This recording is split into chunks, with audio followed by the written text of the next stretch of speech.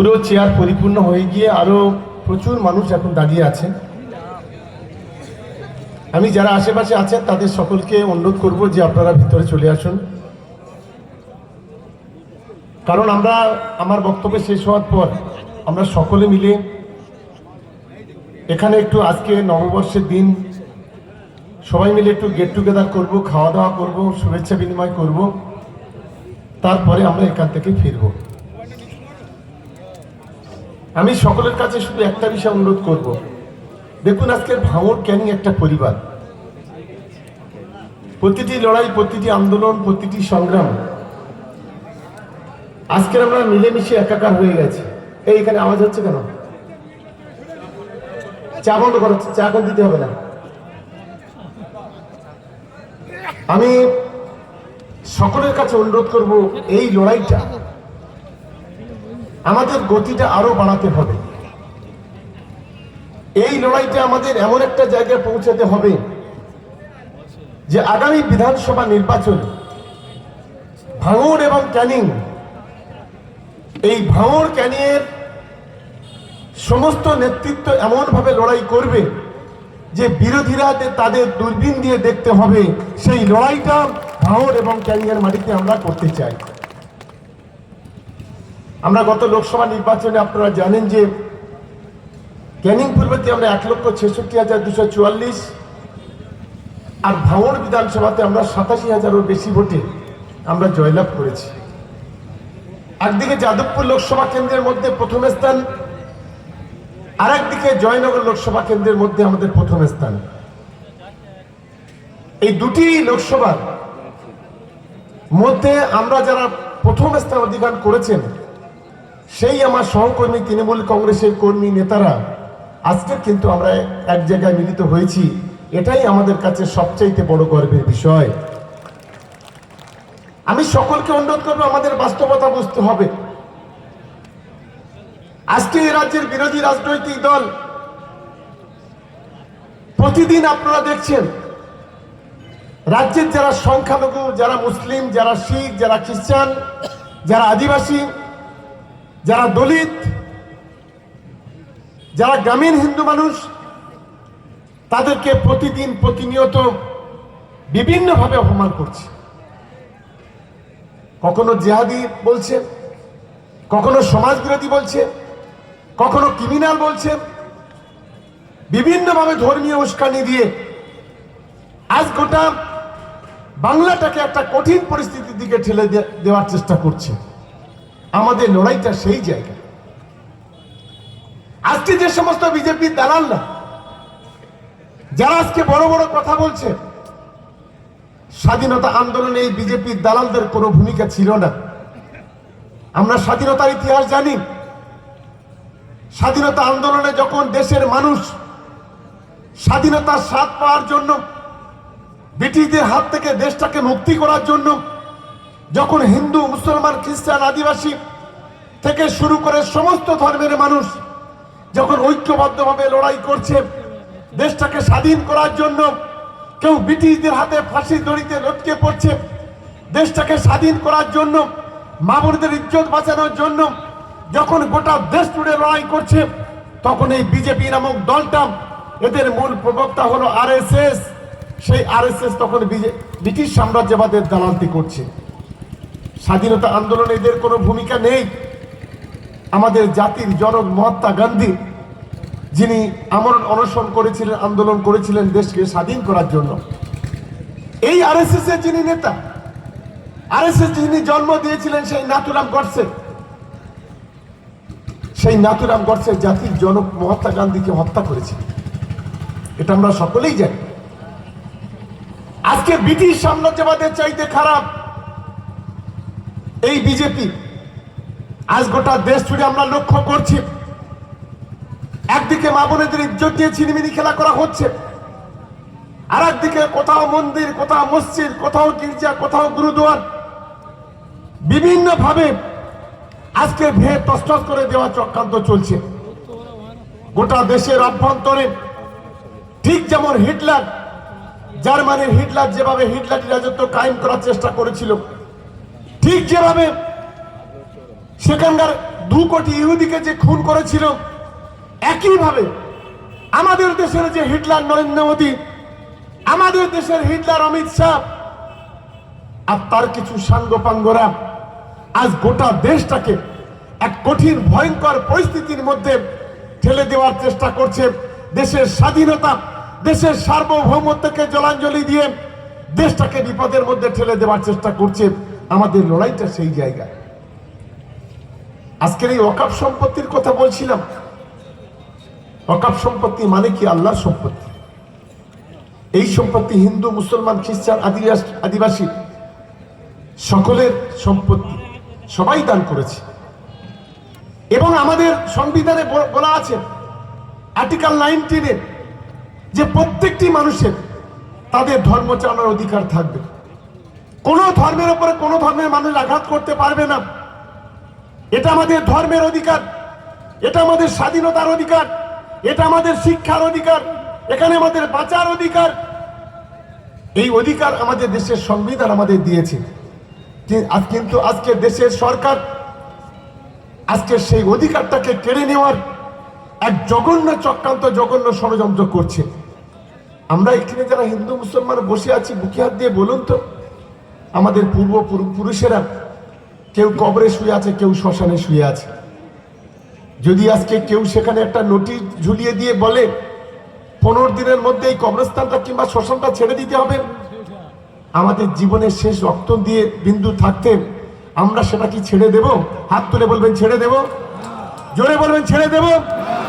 আমাদের যে মাদ্রাসা আছে, আমাদের যে মসজিদ আছে, আমাদের যে মন্দির আছে, আমাদের যে গির্জা আছে, যদি কোনো সরকার যদি বলে, নোটিশ টাইয়ে দিয়ে বলে আগামী 15 দিনের মধ্যে এটাকে খালি করে দাও, না হলে আমরা এটাকে বুলডোজার দিয়ে ভেঙে তছনছ করে দেব, আমরা মেনে নেব। হাত তুলে বলবেন মেনে নেব? কখনো মানতে পারি না। এটা আমাদের মাথায় রাখতে হবে। আজ বিজেপি আমাদের গোটা দেশের যে সমস্ত আজকে কবরস্থান আছে, আজ গোটা দেশের মাদ্রাসা আছে, মসজিদ আছে, বাড়ি আছে, যেগুলো আজকের হাজার হাজার 9 লক্ষ বিঘা জমি গোটা ভারতবর্ষে ওয়াকফ সম্পত্তি আছে, সেই সম্পত্তিটা আজকে কেড়ে নিতে চাইছে। শুরু করেছে সংখ্যালঘুদের দিয়ে। কালকে দলিত সম্প্রদায়ের মানুষ আছে, যারা আছে তাদের অধিকারটাকে কেড়ে নেবে না তার গ্যারান্টি কি আছে? আদিবাসীদের অধিকার কেড়ে নেবে না তার কি গ্যারান্টি আছে? খ্রিস্টানদের অধিকার কেড়ে নেবে না তার কি গ্যারান্টি আছে? এরা সংখ্যালঘু দিয়ে শুরু করেছে। আমি তাই আপনাদের কাছে অনুরোধ করতে চাই, এই লড়াইটা গোটা দেশ জুড়ে এই আন্দোলন ছড়িয়ে পড়েছে। কিন্তু আমরা লক্ষ্য করছি কিছু মানুষ আছে, তারা গণতান্ত্রিকভাবে আন্দোলন না করে সুযোগটাকে কাজে লাগিয়ে বিজেপির কিছু দালাল ঢুকে পড়েছে, কংগ্রেস, সিপিএম এর, আইএসএফ এর কিছু দালাল এই আন্দোলনে ঢুকে পড়ে আজকে বিভিন্ন জায়গায় লোকের ঘর বাড়ি লুট করা, জ্বালিয়ে দেওয়া, মানুষকে খুন করা, এই ধরনের কিছু পশুবৃত্তি মনোভাব নিয়ে এই ধরনের কাজ করছে। আমরা তীব্র ধিক্কার জানাচ্ছি। আমাদের মাননীয় মুখ্যমন্ত্রী মমতা বন্দ্যোপাধ্যায় বলেছেন যে বাংলাতে আমরা এনআরসি করতে দেইনি, বাংলাতে আমরা সিটিজেন অ্যামেন্ডমেন্ট অ্যাক্ট কার্যকরী করতে দেইনি। আর বিজেপি সরকার যতই সিদ্ধান্ত নিক না কেন, বাংলাতে আমরা ওয়াকফ সিদ্ধান্ত কার্যকরী করতে দেব না, দেব না, দেব না, এটা আমাদের মাননীয় মুখ্যমন্ত্রী ঘোষণা করেছেন। তারপরেও আজকের আন্দোলন নামে একটা গুন্ডামি চলছে কিছু কিছু জায়গায়। কিছু সংখ্যালঘু মানুষ অতিরিক্ত নিজেকে ওভার অ্যাক্টিভ দেখাচ্ছেন। এটা অত্যন্ত লজ্জা আমাদের সংখ্যালঘুদের কাছে। আরে কম্পিটিশন করুন, শিক্ষায় কম্পিটিশন করুন, এডুকেশনে কম্পিটিশন করুন, হায়ার সেকেন্ডারিতে কম্পিটিশন করুন, নিজের সোসাইটিকে শিক্ষার দিকে এগিয়ে নিয়ে যান, এই প্রতিযোগিতা করুন। কোন ধর্ম বলেছে, ইসলাম বলেছে, রামচন্দ্র বলেছে যে তোমরা মুসলমানদের উপর আক্রমণ করো? হযরত মুহাম্মদ সাল্লাল্লাহু আলাইহি সাল্লাম তিনি বলেছেন তোমরা হিন্দুদের উপর আক্রমণ করো? যিশু খ্রিস্ট বলেছে যাও অন্য ধর্মেরকে আঘাত করো? আজকের কিছু রামভক্ত হনুমান আর কিছু মুসলিম সংখ্যালঘু উগ্র ধর্মীয় মৌলবাদ, তারা আজকের গোটা বাংলাকে আগুন জ্বালানোর জন্য যে নোংরা খেলা খেলছে, এটাকে অবিলম্বে বন্ধ করতে হবে। আপনারা মুর্শিদাবাদে দেখেছেন ধুলিয়ান, সুতি, শামসেরগঞ্জ, সেখানে আমার দুজন হিন্দু ভাই খুন হয়েছে, একজন মুসলিম ভাই খুন হয়েছে। বিজেপি বিভিন্ন প্রচার ছড়াচ্ছে। আমি আজকের ফেসবুকে একটা দেখলাম, আমার এক হিন্দু বোন, সে বলছে বিজেপির আমাদের ঘর থেকে তেড়ে দিয়েছে, বিজেপির আমাদের লুটপাট করে দিয়েছে। এই শুভেন্দু অধিকারীর মতো নেতারা, এই গাদ্দার বেঈমান বিশ্বাসঘাতকের দল আজকের ভিতর থেকে বিভিন্ন জায়গায় অরাজকতা তৈরি করছে। আর আমাদের সংখ্যালঘুর নাম করে কিছু মুসলিম মানুষ আছে, তারা এই সুযোগটাকে কাজে লাগিয়ে নিজেদের স্বার্থ সিদ্ধি চরিতার্থ করতে চাইছে। এই বিষয়গুলো আমাদের খেয়াল রাখতে হবে। গতকাল ভাঙড়ে আপনারা দেখেছেন যে পুলিশ প্রশাসন, যারা আইন শৃঙ্খলা রক্ষা করে, তাদের পরিবার বলে কিছু নেই। তারা সব সময়, ঈদের সময়, পূজার সময়, রমজানের সময়, বিভিন্ন উৎসবে অচন্দ্র প্রহরীর মতো যারা আমাদেরকে পাহারা দেয়। গতকাল আইএসএফ আশ্রিত কিছু সমাজ বিরোধী খুনি, ডাকাত, গুন্ডা আর এই নওশাদ সিদ্দিকীর মতো লোকেদের প্রয়োজনায় সোনপুরে 5টা বাইক জ্বালিয়ে দিয়েছে পুলিশের।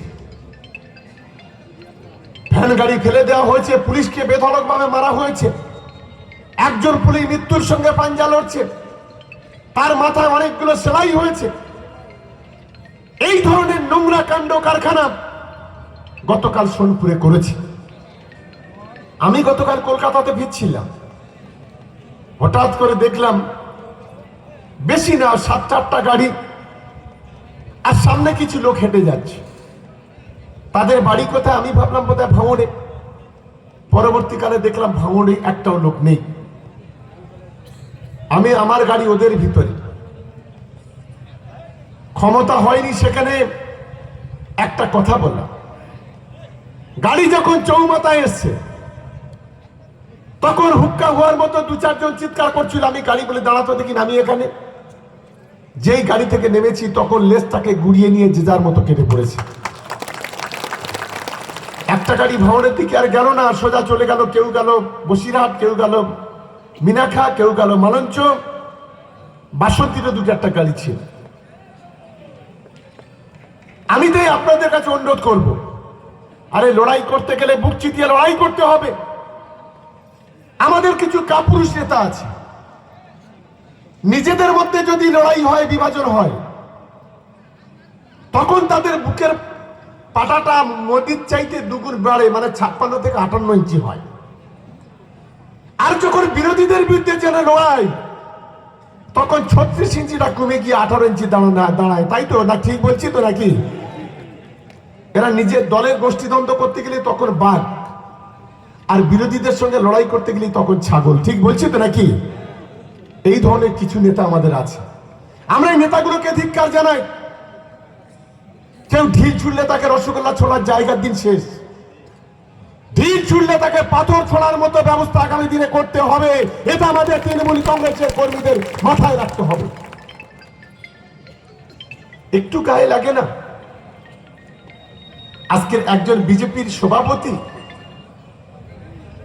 বলছে তৃণমূল কংগ্রেসের কর্মীদের গাড়ি থেকে নামাবো আর মারবো। গায়ে জ্বালা ধরে না? যাকে রামছাগল বলেছিল দিলীপ ঘোষ, সেই রামছাগল এই ধরনের কথা বলছে। একটু গায়ে একটু যন্ত্রণা, একটু ব্যথা লাগে না? আজকে তৃণমূল কংগ্রেসের একজন মহিলা নেত্রী, আজকের আমাদের দিদি, যেভাবে বাংলার মানুষের জন্য কাজ করছে, সকাল 6টা থেকে রাত 2টো পর্যন্ত মানুষের জন্য চিন্তা করছে, সম্প্রীতি রক্ষার জন্য যখন লড়াই করছে, তাকে অসম্মান করা হচ্ছে।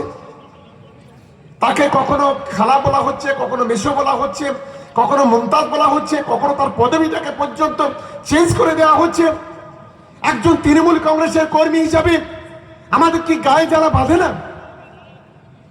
আরে আমাদের তো একটা পরিবার আছে, এটা তো একটা পরিবার। আপনার ছেলেকে যখন কেউ গালাগালে আপনি ছুটে একটা লাঠি দিয়ে ছুটে যান। আপনার ওয়াইফকে যদি কেউ অসম্মান করে আপনারা ধৈর্য রাখতে পারেন না। আপনার বাবা মা ভাইকে যদি কেউ কিছু বলে তখন আপনার মাথা খারাপ হয়ে যায়। আর আজকে যখন আপনার একজন সহকর্মী তৃণমূল কংগ্রেসের তাকে যখন অসম্মান করে তখন আপনার একটু গায়ে জ্বালা বাঁধে না? আমি তাই সকলকে অনুরোধ করতে চাই,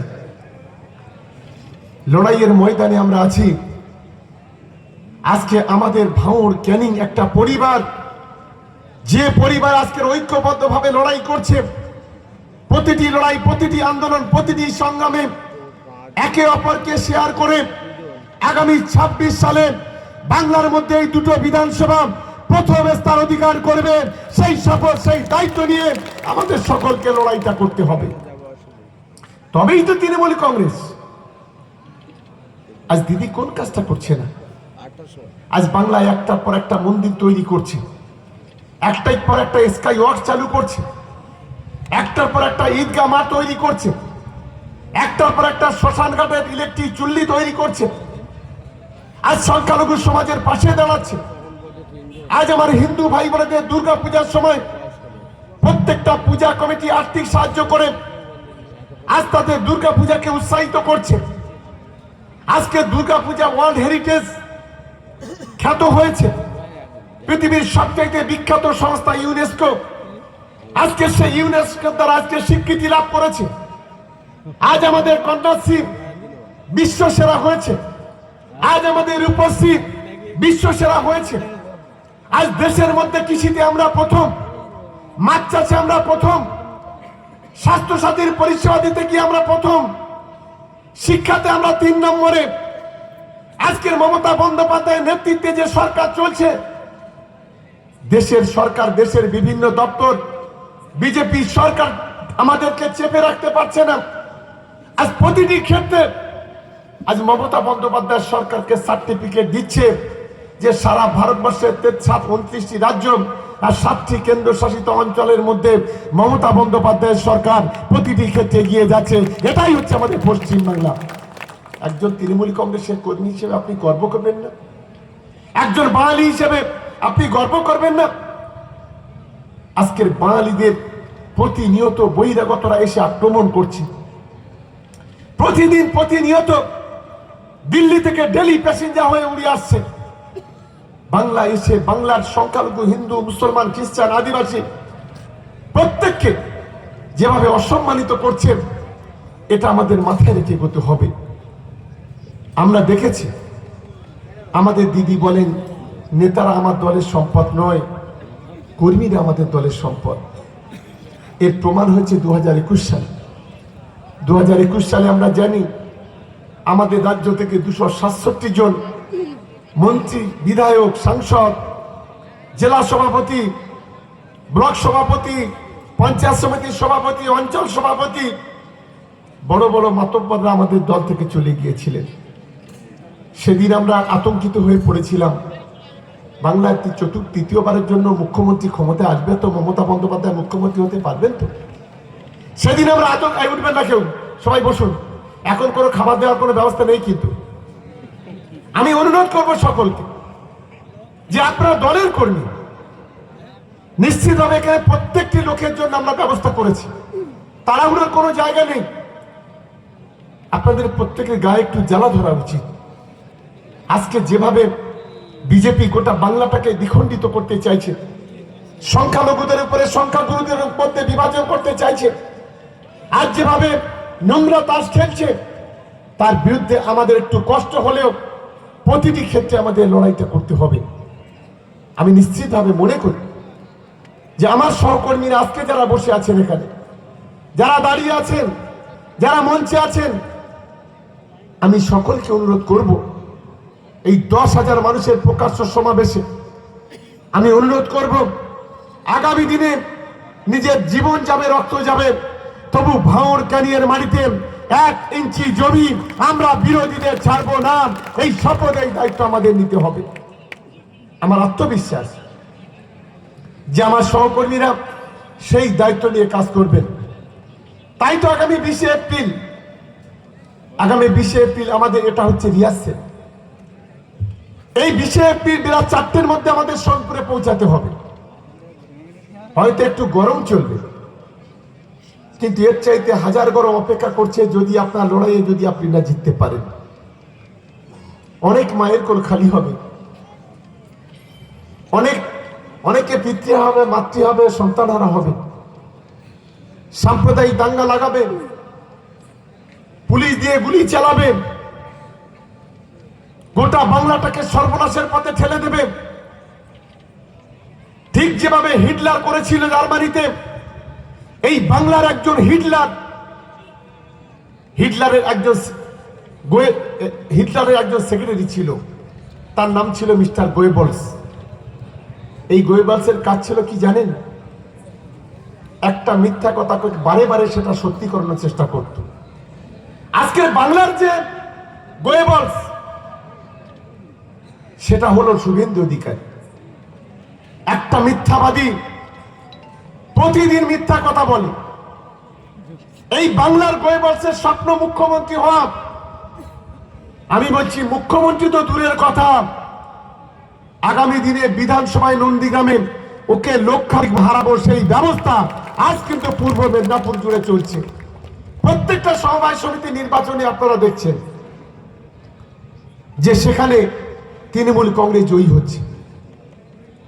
আমি যদি সুকান্তকে বলি, তুমি বলছো গাড়িতে টেনে টেনে নামাবো, আর আমরা যদি মনে করি 5 মিনিটের মধ্যে যে কটা বিজেপি আছে এমন কেলান কেলাবো যেটা তাদের মুখটা আর কেউ চিনতে পারবে না। লজ্জা করে না এই ধরনের কথাবার্তা বলা? যে বাংলাতে 235 জন বিধায়ক, মাত্র 65 জন নিয়ে নাচানাচি করছো, এই ধরনের কথা বলতে লজ্জা লাগে না? একের পর এক গোহারা হাঁটছ। দিল্লির বাপেদের নিয়ে এসে 21 সালে 24 সালে যত 5 স্টার 3 স্টার হোটেল ভর্তি করে দিয়ে এখানে নির্বাচন করলেন। इस बार 200 পার। ওরে বাপরে বাপ, 77-এর গন্ডি পার হওয়ার ক্ষমতা নেই। লজ্জা করে না? আর বড় বড় কথা বলতে আমি আমার তৃণমূল কংগ্রেসের কর্মীদের বলবো, যেখানে এই ধরনের কথা কোন বিজেপির চামচা বলবে প্রকাশ্যে সেখানে কেলাতে হবে। কোন রকম ভাবে এই ধরনের বরদাস্ত করা যাবে না। আমরা কাউকে ঢিল ছুড়বো না, কিন্তু মনে রাখো বিজেপি, মনে রাখো সুকান্ত মজুমদারের মতো লোকেরা, তোমরা যদি ঢিল ছিড়ো আমরা তোমাদের রসগোল্লা ছুড়বো না। ঢিল ছুড়লে পাথর খেতে হবে, এটা অন্তত তোমাদের মনে রাখা উচিত। এটা আমরা এটাই মনে করি। আমাদের মাননীয় মুখ্যমন্ত্রী মমতা বন্দ্যোপাধ্যায় বাংলার সর্বস্তরের মানুষের কাছে আবেদন করেছেন শান্ত থাকার জন্য, জাতি ধর্ম বর্ণ নির্বিশেষে। বিজেপির পাতা ফাঁদে পা দেওয়া যাবে না। কোথাও কোনো সরকারি সম্পত্তি, পাবলিক প্রপার্টি নষ্ট করা যাবে না।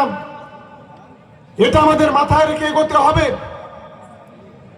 আমি সুকান্ত শুভেন্দুকে বলি, আর আরেকটা গুন্ডা আছে দিলীপ, সবচাইতে বড় বিজেপির গুন্ডা। 3 গুন্ডার মধ্যে প্রতিযোগিতা হচ্ছে কে কত বড় সাম্প্রদায়িক কথা বলতে পারে।